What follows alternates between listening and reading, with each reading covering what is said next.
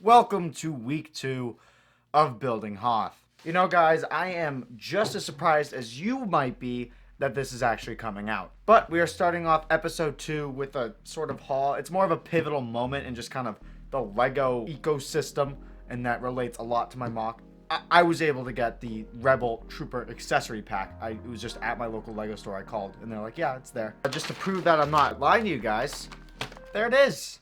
Wow, the ever elusive, this just couldn't make it to the US somehow. Just couldn't make it to the US. Really makes you wonder. But the reason why this is pivotal is that I need to start building faster because these are coming out now. The other good thing is now I'm getting more minifigs, and I'm also getting these turrets that come with the set, so I'm gonna have a lot of these. I don't see many of those in the movie, but I guess we're gonna have a lot in this mock. But anyways, I've got a lot planned for building.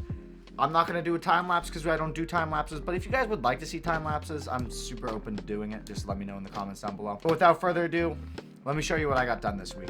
So we are here back at the Lego table. It's a complete mess on this side, like a total chaos. But the thing is, we're probably going to worry about this part of the mock until the last couple of weeks because that's where the AT-AT is going. So that's going to be in complete shambles for at least the next few episodes. Anyways, finished off the filler brick leading up to the trench line, as you can see right here. So that is all complete. But then this is really where I spent the most work. And guys, I know it doesn't seem like a lot in the grand scheme of things, but wow, this took me just unbelievably long. So as you can see, the top of the trench line is completely finished. We have like the transition from the snow into the trench. And listen, guys, I think it looks great. You guys can roast me in the comments. But in all seriousness, guys, please do let me know if you have any techniques or tricks or any changes you think I should make to this mock in the comments down below. As you can see, I got the two turrets that I wanted in the mock. I have this DF.9, that's what this is called. And then this one is called the 1.4 FD or something like that. So I've got both of these. And as you can see, they're custom. This is kind of a souped up version of what Lego creates in their sets. So as you can see, there's a little bit more tiling. I use the ingot pieces. It's a little bit more smooth, and then if you look at the back, it's just a nicer version of it. As you can see, I've got this tube that runs into this unfinished mountain. I'm kind of low on pieces for that. I don't want to order anything in because so far, still, all of this has been made with parts in my collection, which is phenomenal, but I'm just completely out of tiles. So all of this is going to need to be paid for. But anyways, that's a tangent. This mountain is going to be finished hopefully by next week.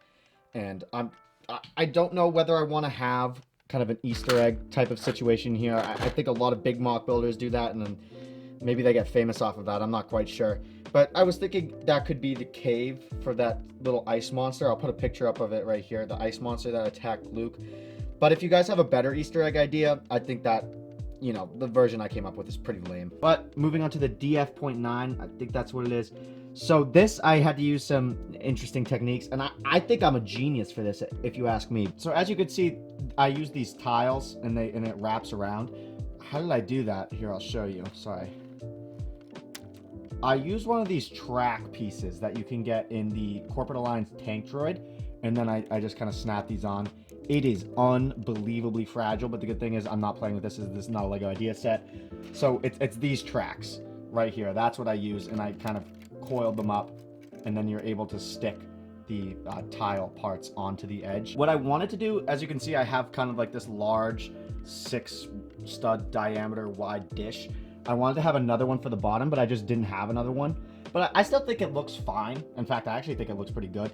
I think this might look kind of stupid, this top one. You guys can let me know down in the comments whether I should change that to just a circular tile or the smaller 2 stud diameter dish. But yeah, this thing is like solid. I wish you could feel it. It's so heavy.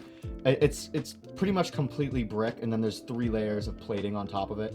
So the fact that I have to do this for the rest of the mock is kind of scary because this is going to cost me a lot of money. Trying to get the filler brick out of this, but you can definitely see how this is going to come together in the majority of the mock. And I think it was smart of me to kind of have the trench be very far back, because then I can complete this section, gain confidence, learn from it in a small part of the mock, finish that up so it have something to be proud of, and continue from there. So main goal next week is get that mountain done, and if I'm for some reason not able to do that, I hopefully have finished up the other side of the trench and have started to tile off this part of the mock. I'm about to go into the buying phase, and that's never fun. That's the plan for next week. Hopefully I'll see you guys next week with those things done. I'll see you guys in the next one. Love you all. Bye.